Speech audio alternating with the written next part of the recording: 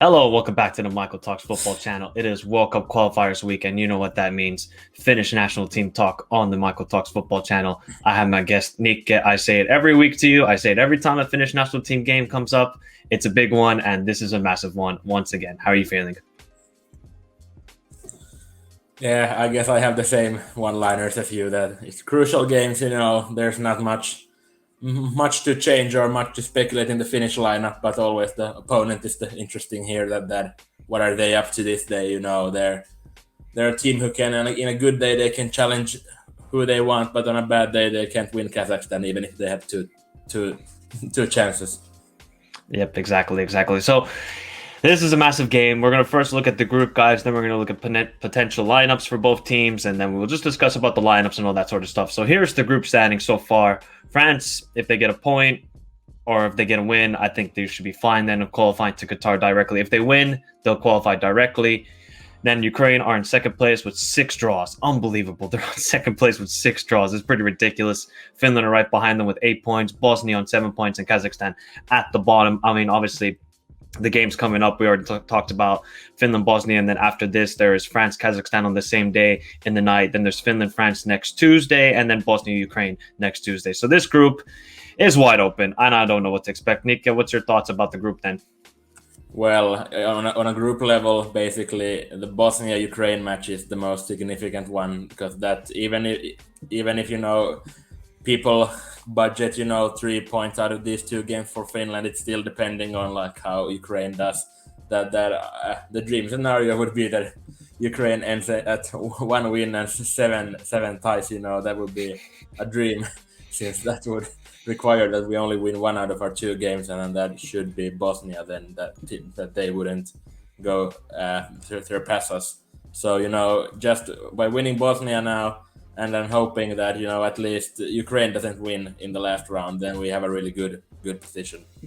Yep, exactly. So what was your thoughts then when we played Bosnia? Obviously, we already played them in this World Cup campaign, qualifiers campaign back in March. The game ended 2-2. Pjanic scored the penalty, even though Joronen saved it. Then he put in the tap in.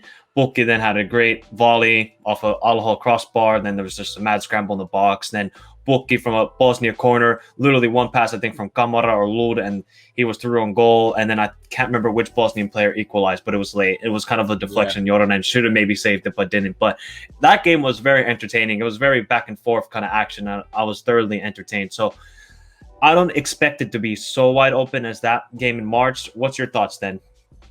Really hard to say. We have bad memories playing last time in Bosnia. And then the only way is up from that. And as said, the game in March was really interesting. I remember that the first half wasn't that. It was pretty like, of course, both teams created some chances, but mainly, it was pretty like safety football. But then the second half, 4 goals and lots of entertainment. But it says something that tying Bosnia at home felt like a minor defeat, since if you wanna compete, you have to win. Win your home games, and then against our two main competitors, we haven't won either one. So that's why we have to win this game if we even want to have a chance for the second spot and the playoffs. Yep, exactly. I was like the first half between Finland and Bosnia back in March here in Finland was very open. Pukki had a lot of chances in the first half. I thought he should at least scored one, and then Dzeko had a couple of chances as well. So honestly, the game could have ended 3-3 or 4-4. That was just so wide open. I don't expect that to happen this time, because I think Finland will be a bit more defensive, and while they'll allow Bosnia to have more possession. So here's then the lineup that Nikke thinks Finland will start with: Radecki in goal, Uronen left back, left wing back, Toivio, Arjuri, Väisänen as the 3 center backs, Raitola as the right wing back, Schuller, Kamara, Lud as the midfielders, and Pohjanpallon, Pukki as the 2 strikers. I mean, this is just the personnel we have, and there's not really going to be any, I would say, major surprises in the starting 11 for Finland. Yeah, if we rewind back, to the last game, or like last international break, one wild card could be like Robert Ivanov had a really like impressive and solid game against Kazakhstan. But now the opponents are totally different, and then one like natural change could be that instead of Weiss, and then there's O'Shaughnessy as a center back. But the fundamentals are the same. if you think about our midfield and then offense, there's not many alternatives without the the quality going much down. So I mean, there's not a lot to speculate on, in my opinion, about this. Yeah, exactly. What What if we switch to a 4-4-2 formation? Obviously, I want that to happen so badly. I know it's not going to happen, but what if we did switch to a 4-4-2 formation? How would you feel about that? Yeah, I would welcome it. I feel that since like in you could think that the opponent are like more skillful players, and I think that when we played with our 4-4-2 in the last European qualifiers, we used a lot of that we had two. Of course, we have now also two pressing strikers, but then we had all the midfield to support more. Now we have still three mid backs, which takes like it just puts the balance more defensively. And then, of course, we don't have two players at the wing, which makes playing kind of simple, which is good in an international environment with short, or when players aren't used to playing with each other. But yeah, I would really want to hope seeing a 4-4-2, but really skeptical that would happen in a tough, away game like this. Yep, exactly. So then, do you think then Robert Taylor would start as the left winger, Robin Lundem as the right winger? I would hope so, but last games there's been like Urho Nissilä and Ilmari Niskanen, which in my opinion are not better or superior than Robert Taylor, but they've been getting the chances. So there's at least we have choices to put, but I don't think that Marko Kanerva would choose Robert Taylor there. Yeah, I honestly, I really dig Nissilä. I think he's been fantastic so far in his what now 3 appearances for Finland. I thought he was very good against Kazakhstan as well. Like he was kind of the assist king to Pukki in that game, kind of, because he hit the crossbar and then Pukki had the chance back in. So yeah, that's pretty much for Finland. We're not going to expect any surprises for Finland. For Bosnia, this is how they're going to start. We know the dangerous players that they have: Pjanic, Krunic, obviously. Kolasinac and Stefanovic are going to just be the wing backs. They're going to play the similar formation to us. They're just going to be a bit more attacking and watch Kolasinac just bomb forward and Stefanovic bomb forward as well. I think Stefanovic had a really good chance against Finland in March. I think he's very good. I mean, he scored the second goal, which took a deflection of our defender. Yep. So he's going to get very, very up forward. Obviously, the big name that you guys don't see there is Dzeko. Obviously, he did get injured during the Milan derby. He is a doubt for this game. I was talking to a Bosnian Twitter handle guy, and he said that thank you. Also, he gave us the lineup for the Bosnian national team, and I'll put his link to his Twitter account in the description. So he was saying that they might rest Dzeko for this game and then play him for Ukraine. And I said, well, that's probably a smart decision because the Ukraine game is going to be much more significant. So when I think Dzeko and Pjanic played against us in March, didn't they? No, I was just correct me if I'm wrong, but I think this is our 4th game against Bosnia now in 2 years, pretty much. Mm-hmm. And like not in a single game have both Pjanic and Dzeko played. Always one guy suspended or injured. Okay, in March they both played. They both played the full 90. So, damn, you almost had it right, Nick. You almost had it right. Yeah. I had to correct you right away and make sure. But I just couldn't remember Dzeko. He was so invisible back then.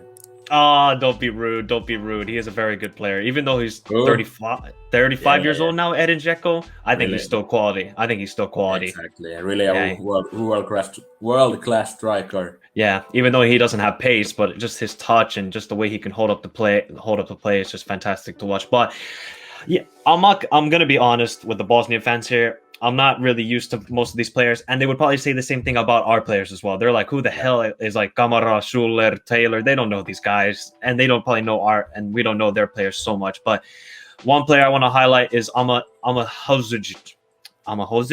I think that's how you pronounce it. He had the goal against Ukraine, and that was a beautiful play that Bosnia had against Ukraine in the second half. They dominated play in the second half against Ukraine, I thought.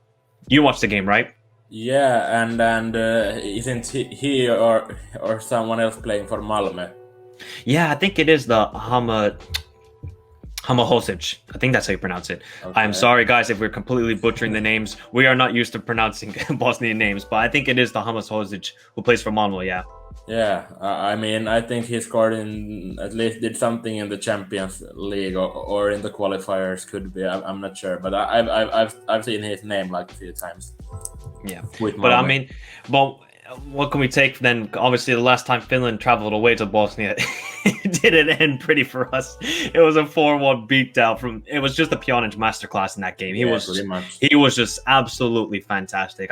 We had nothing. Wasn't it like 3-0 at halftime already?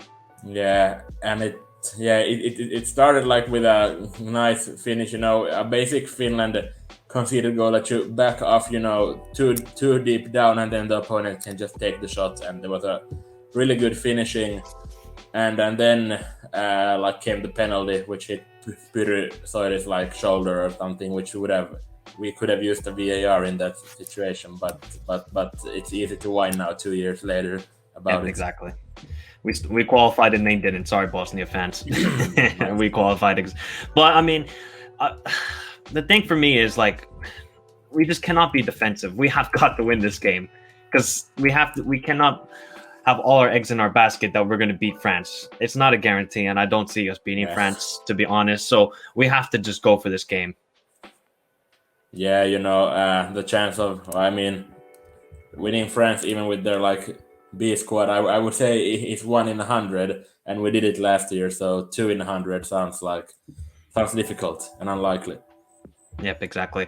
Obviously, when we attack for Finland, it's going to probably be something like this, where obviously, all of our goals last couple matches have been an Urunen cross into the box, and BiHFootball finishes it with a header. That's pretty much how it's been like. I just want to see a bit more creativity. Why is it then when we play Kazakhstan that we just decide to play good football? Obviously, it's Kazakhstan and they're a lesser opponent, but the players got to take more risks as well, in my opinion. Or what do you think? Yeah, I mean, it was really entertaining to see, with a 4-4-2, even that the wingbacks, had their fair chances and could help, create the situations. But I mean, in the end of the day, it's like it's the culture where against Ukraine, which were similar, level opponent, we pressed really hard, and that we punished ourselves with that. They scored. I mean, their goals weren't due those errors, but still, since we had a really high pressure in that game, it opened up really many areas, and I've never seen a team create so many chances against Finland, in years, just because we had our line, pretty up and tried to get those, counterattack from their side of the pitch. Yep, exactly. I would kind of like to do like this, where Raitola, I don't want to see him attacking ever. To be honest, he's a very good defensive player. We know that. But where we have it like this, where then Raitola kind of makes into a 4-back formation, then Schulletter's just obviously the more CDM guy, and then Kamara's pushing forward. So then this is pretty much our 5 attacking players: Oronen, BiHFootball, Pukki, Luurin, Kamara, something like this, I would say. Yeah, and well, I have to disagree with you so much that I don't know if you remember, but who gave the cross to the BiHFootball disallowed goal in St. Petersburg? Okay, all right. That was Raitala's only good cross for Finland in his whole career. Let's be honest. Could be. Honestly, I've never seen him do anything else other than that attacking wise, and wasn't even counted because freaking BiHFootball's hairline was just offside or something like that. But do you want to give me a score prediction, Nick? Because I'll give you mine. Well, I already gave mine in another video, so give me your score prediction.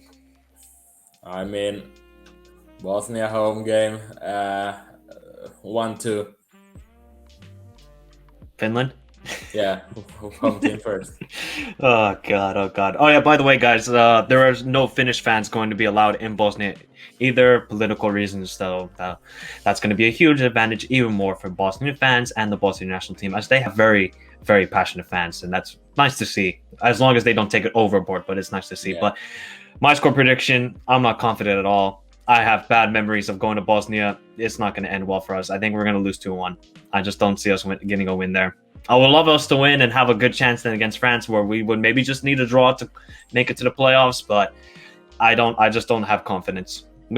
I've seen when we play against better opposition, we falter massively and we're just so defensive, and I don't like to see that at all. And then we attack very well against lesser teams. But now we're playing a similar opposition, I would say. They have a bit more quality in certain areas, and we have a bit more quality. If if you look at attacking phase, we have more quality, I would say. Midfield, Bosnia have more. Defensively, I say Bosnia have more. Goalkeeper, Finland have it. So it's a very even matchup. I just don't think we're going to win. It pains me to say, but I just think that Bosnia are going to win 2-1.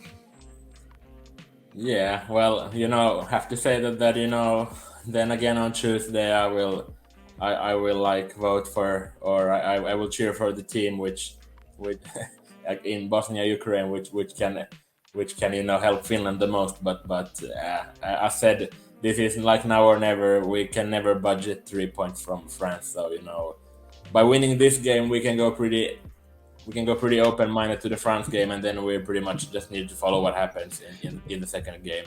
So it's like now or never for these qualifiers. Of course, getting to the World Cup from Europe is hard, only 13 spots, but still, it's for these qualifiers, it's now or never. Yep, exactly. So just quickly, guys, if Finland win, we're on 11 points, and then we just need a draw pretty much. And just hope that Ukraine can win and Bosnia can win the last game even. Yep, but exactly. Can't win. That's the most important. Yep, exactly. So whoever wins this matchup between Finland and Bosnia, if this is a draw, Jesus Christ.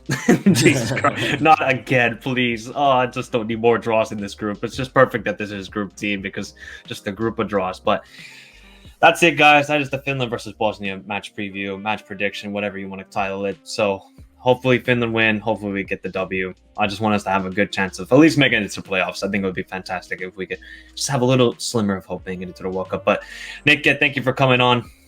Cheers. Pleasure. All right, guys. Remember, if you're new around here, subscribe to the channel, like the video. Let me know your score predictions in the comment section down below. There might be a watching along for the Finland-Bosnia game on Saturday because it's an early kickoff, 4 o'clock here in Finland. So, good way to start off the day or a horrible start today. We'll find out on Saturday. So, peace out, everybody.